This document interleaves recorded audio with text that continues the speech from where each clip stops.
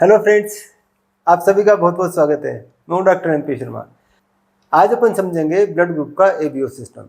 Blood group बनते हैं antigen के कारण और एंटीजन पाए जाते हैं आरबीसी की मेम्ब्रेन पर। ये एक आरबीसी है और इस आरबीसी की ये मेम्ब्रेन है।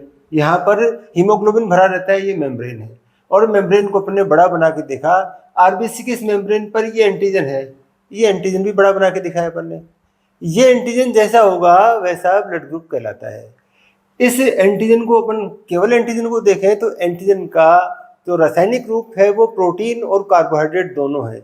ये पार्ट, इसका जो ग्रीन पार्ट है वो तो प्रोटीन पार्ट है और ये जो ब्लू पार्ट बनाया अपन ने वो शुगर पार्ट है, कार्बोहाइड्रेट पार्ट है और दोनों को मिलाकर ये मॉलिक्यूल ग्लाइकोप्रोटीन कहलाता है। तो ग्लाइकोप्रोटीन्स ये एंटीजन्स हैं और जैसा एंटीजन होगा यानी जैसा ग्लाइकोप्रोटीन होगा वैसा ब्लड ग्रुप कहलाएगा। अब यहाँ पर सबसे पहले अपन ओ ब्लड ग्रुप को समझेंगे, क्योंकि ओ ब्लड ग्रुप से ही ए बना है और बी बना है और दोनों जब साथ होते हैं तो AB कहलाता है। ओ ब्लड ग्रुप से ही बॉम्बे ब्लड ग्रुप भी बना है। तो सबसे पहले बात करते हैं अपन ओ ब्लड ग्रुप की। ओ ब्लड ग्रुप में क्या पाया जाता है और इसके द्वारा दूसरे ब्लड ग्रुप्स किस तरह से बने हैं।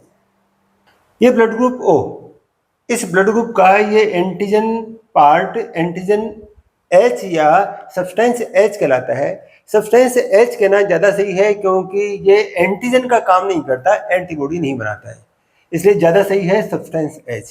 इस सब्सटेंस H का दो पार्ट है, जैसे अपन ने समझा अभी। ये प्रोटीन पार्ट है, ये शुगर पार्ट है। प्रोटीन पार्ट को अपन X कहें और शुगर पार्ट को अपन YO कहें, YO या Y0। अब अपन इनको समझते हैं। ये प्रोटीन पार्ट, ये X प्रोटीन पार्ट है, ये जीन X1 के द्वारा बनाया जाता है। यानी इस प्रोटीन को बनाने के लिए DNA में जो जीन है वो X1 है और इस X1 में कभी म्यूटेशन नहीं हुआ। कभी म्यूटेशन नहीं हुआ तो X प्रोटीन है वो बदला ही नहीं। इसलिए ब्लड ग्रुप चाहे O हो, चाहे A हो, चाहे B हो, चाहे बॉम्बे ब्लड ग्रुप हो, यानी इस सिस्टम के सारे ब्लड ग्रुप्स में ये प्रोटीन तो समान ही है, इस प्रोटीन में कोई परिवर्तन नहीं हुआ। इसका मतलब इस प्रोटीन के कारण ये ब्लड ग्रुप नहीं बने हैं, ये तो सब में समान है। अब बात करते हैं अपन इस शुगर पार्ट की, Y0 की। और मान लो ये एंटीजन H है, O ब्लड ग्रुप के अंदर जो शुगर पार्ट है वो ये Y0 है, एक ओलिगोसैकेराइड है। और ओलिगोसैकेराइड कहते हैं उन कार्बोहाइड्रेट्स को जिनके अंदर थोड़ी सी मोनोसैकेराइड की इकाइयाँ पाई जाती हैं। ये जो YO है ये 4 मोनोसैकेराइड से बना हुआ है और इस प्रोटीन भाग को X को और इस Y0 को जोड़ने के लिए भी एक एंजाइम चाहिए। अपन जानते हैं कि हमारी क्रियाएं एंजाइम के द्वारा होती हैं, तो इस X और Y0 को जोड़ने के लिए एक एंजाइम चाहिए और उस एंजाइम का नाम है ग्लाइकोसिल ट्रांसफरेज। और यहाँ पर इसका खास नाम मान लिया अपने G1, यानी इस G1 एंजाइम के द्वारा ये Y0 इस X के साथ जोड़ा जाता है तो ये ग्लाइकोप्रोटीन बनके तैयार होता है, तो ये ब्लड ग्रुप O बनता है। सब्सटेंस H को या एंटीजन H को और समझते हैं। ये I0 या IO जीन और इसने बनाया ग्लाइकोसिल ट्रांसफरेज एंजाइम G1 और इसने जोड़ा इस प्रोटीन से इस चेन को। सबसे पहले प्रोटीन से जुड़ता है फ्यूकोज और फ्यूकोज से जुड़ता है गैलेक्टोज, ये सेकंड नंबर पर गैलेक्टोज है। थर्ड नंबर पर जुड़ता है N एसिटाइल ग्लूकोसामीन और फोर्थ नंबर पर जुड़ता है गैलेक्टोज। यानी प्रोटीन से जुड़ा फ्यूकोज, फ्यूकोज से जुड़ा गैलेक्टोज, गैलेक्टोज से जुड़ा N एसिटाइल ग्लूकोसामीन और N एसिटाइल ग्लूकोसामीन से जुड़ा वापस से गैलेक्टोज। ये 4 मोनोसैकेराइड की छोटी सी श्रृंखला है। ये प्रोटीन पार्ट, ये बड़ा पार्ट है, काफी बड़ा पार्ट है। और ये जो तैयार हुआ ग्लाइकोप्रोटीन वो सब्सटेंस H कहलाता है और ये O ब्लड ग्रुप है। O ब्लड ग्रुप में ऐसा पाया जाता है। जीन कौन सा? ग्लाइकोसिल ट्रांसफरेज बनाने वाला gene I0 gene. Glycosyl transferase बनाने वाले I0 जीन में म्यूटेशन हुआ और म्यूटेंट जीन कहलाया IA। ये IA इस I0 पर डोमिनेंट है, प्रभावी है। इसलिए जब IA और I0 दोनों प्रेजेंट होते हैं तो IA अपना प्रभाव दिखाता है, I0 अपना प्रभाव नहीं दिखाता। और इस जीन से, IA जीन से जो एंजाइम बना उसको मान लो अपन कहें अपन G2। ये नामकरण अपन ने सुविधा के लिए दिए हैं, समझने के लिए दिए हैं।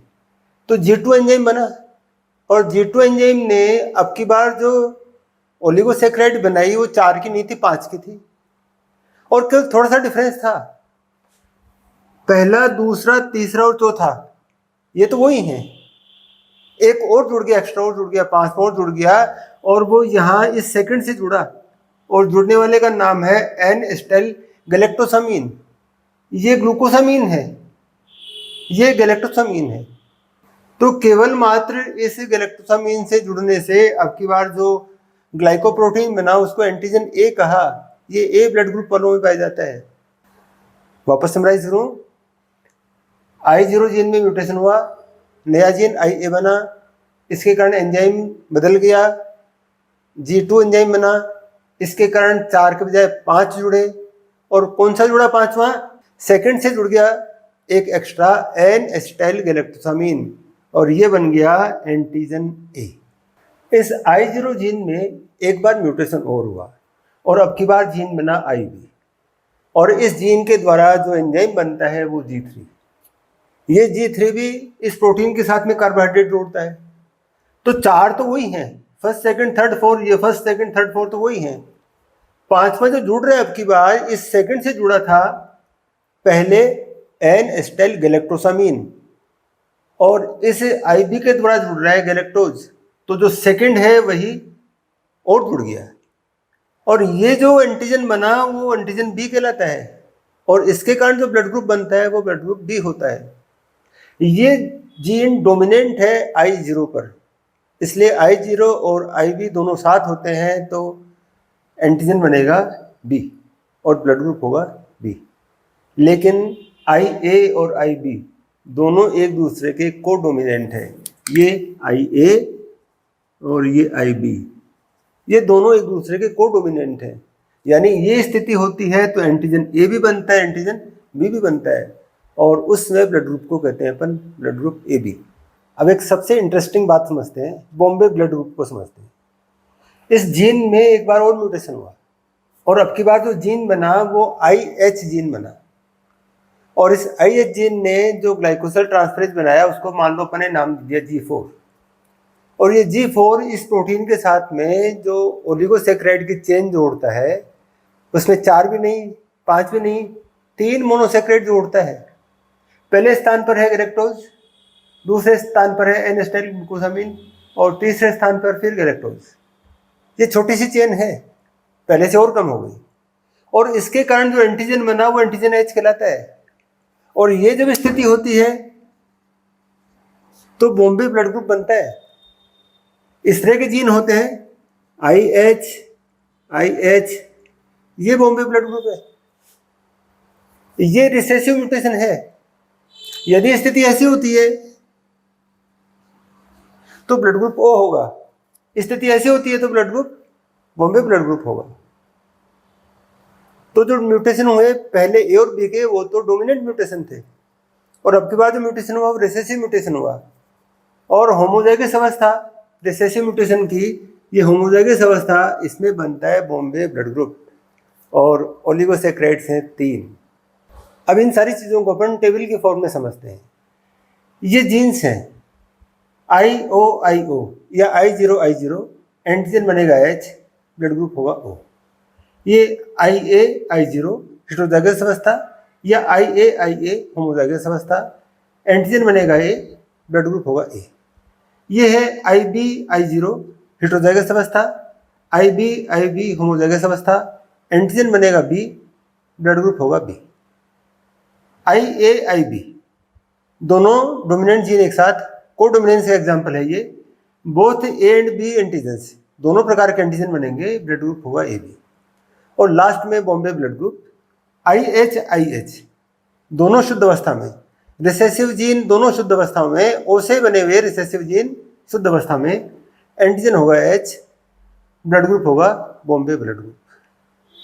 टॉपिक को नई तरह से समझने का प्रयास किया है, कैसे म्यूटेशन हुए, कैसे एंटीजन्स बने, और कैसे एक छोटे से परिवर्तन से इतने ब्लड ग्रुप बन गए, कैसे हमारे ब्लड ट्रांसफ्यूजन में महत्व रखते हैं केवल एक मोनोसैकेराइड के कारण।